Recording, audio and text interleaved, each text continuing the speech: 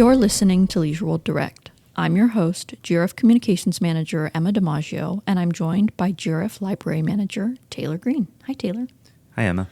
Today's topic is audiobooks and eBooks coming to the Leisure World Library. Before we get into the library's new offerings, can you tell me a little bit about the library's offerings as a whole and what else there is? Sure. The library contains nearly 40,000 physical items that can be borrowed at no cost to residents. From books, films, TV shows, puzzles, and over 40 magazines and daily newspapers, we have something for everyone. In addition to those items, we have public computers that can be used for free, low-cost printing and copier services, and we're the only place inside Leisure World in which residents can still send out a fax, which, believe it or not, is still somehow relevant in 2026. Gotta have your fax. The library has recently added to that long list a collection of eBooks and eAudiobooks. For anyone who hasn't used an eBook or eAudiobook, can you describe what each of those things are? Sure, eBooks and eAudiobooks contain the same text and audio as their traditional physical counterparts, but are in a digital format that can be read or listened to through users' personal electronic devices. When you say personal electronic device, does that mean they need to have something like a Kindle? I know a lot of people just have a rudimentary tablet. Do they have to have some sort of device to take advantage of these new formats? Yes, residents would need to use their own smartphone, tablet, personal computer, or an e-reader device to access these digital items. Using something like a public computer at the library would not lead to the best experience due to the shared nature of those computers. If a resident owns a Kindle, they can definitely use a Kindle to read these books, and they can send books from the app we're using to their Kindle through the Send to Kindle feature found inside the app. However, using a Kindle to read these ebooks is entirely optional. If they have another device they want to use, they can use that. I personally prefer the laptop. And you can take it on your phone too, so you can kind of have your book and hold your place wherever you are if you don't want to carry it around, especially if you're reading a big book. Definitely. What is the application that's required to use? So we've partnered with the leading provider of ebooks and eAudiobooks, Overdrive, to offer these electronic items through their application Libby, which for those at home is spelled Libby. This is an application used by a lot of local libraries in Orange County and Long Beach, so this is a very well-known, established company. Tell me about the application itself. Sure. The application allows users to browse the library's digital offerings, which currently stands at over 10,000 items. Once a user finds an item they're interested in borrowing, they can tap the borrow button and begin reading or listening right away on the device they are accessing Libby from. Libby also features some great accessibility options for readers and listeners alike. Readers can adjust the size of the font of their borrowed ebook, and listeners can slow down or increase the speed of their borrowed eAudiobook. Okay, I'm ready to use it. How, if I'm a resident, can I access the app, the system? How does it know that I'm allowed to access Leisure World's collection? Sure. So first, you need to start by downloading the app from the App Store on Apple devices or the Play Store on Android devices, and it can be accessed via the web at libbyapp.com. From there, you can add your library card by searching for our library on their system by typing in LW Library, like Leisure World Library, just the LW though. It will then ask users for their library card number and their PIN number. The PIN is by default the same as their library card number. We do encourage residents to create their own unique PIN though by coming to the library, and we can help them with that. What's great about Libby is that you can add multiple library cards, like you said. If you already use Libby through Orange County or Long Beach, you can just simply add the Leisure World Library's collection to your Libby selection without having to choose between one library or the other, giving you more options than you had previously. Often public libraries can have months-long waits for some popular digital titles, while some of these same titles may be available through the Leisure World Library's digital collection with no wait at all. That's a major benefit. I know that for the Los Angeles Public Library, sometimes it'll be an 18-week hold period for something really popular, even if they have 40 copies, digital copies of the book. Continuing on that, some people may have to wait or put a hold on books in the Leisure World Library collection. It's very unlikely that anybody accessing our digital collection will encounter a wait for our materials due to the unique borrowing arrangement we have with Overdrive.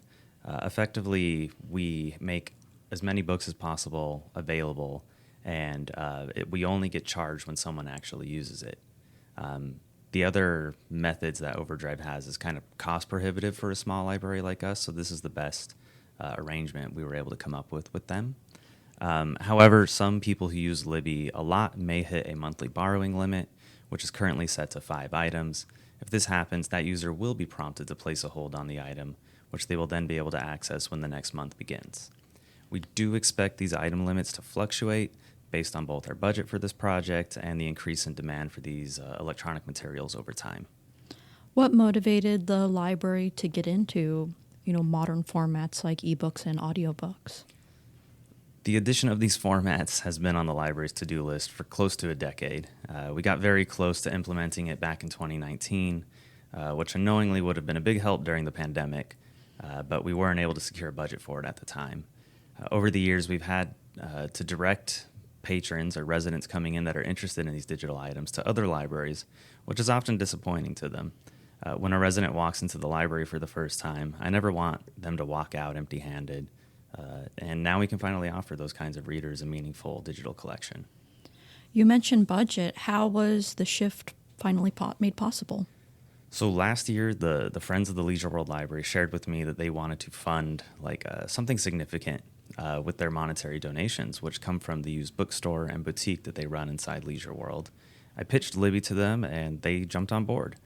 This would not be happening without their support, so I'm very grateful to all the hard work that those volunteers do. Tell me a little bit about how the electronic collection works on the back end. Does the Leisure World Library get to choose what books it has in its collection, or is Overdrive giving you, a platter of offerings?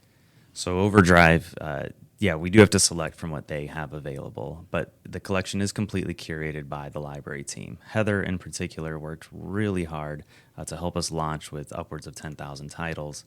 Partnering with Libby has also allowed us to branch out into maybe genres that were maybe too risky for us to buy physically because of the space they take up, and because they're not, necessarily traditionally popular with our residents, like sci-fi and fantasy and those kinds of things. But we know there's readers that are interested in those books, but it's just not a huge amount of them. So these are borrowed effectively at no risk until someone actually uses them.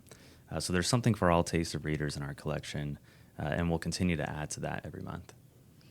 That's really interesting what you say about the sci-fi books. I always found one thing I was always very interesting to see in an ebook collection was recipe books, because I wouldn't think, they go out of style really quickly, but to get one digitally seems, very smart. Yeah.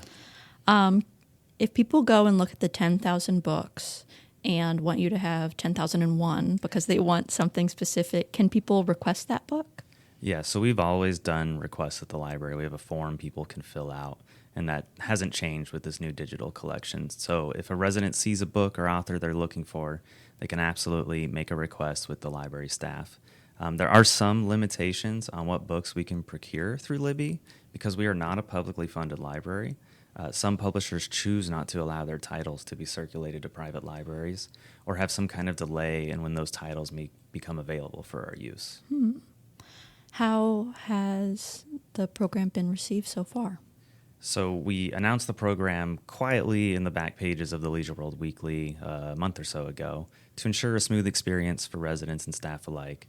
And since then, we've seen a steady stream of interest from residents. Almost every day, we have 2 or 3 people come in wanting to get it installed, sign in, log in, that kind of a thing. And feedback from those who have used the app and borrowed materials has been really positive, and they're happy with the ease of use and overall experience with the application.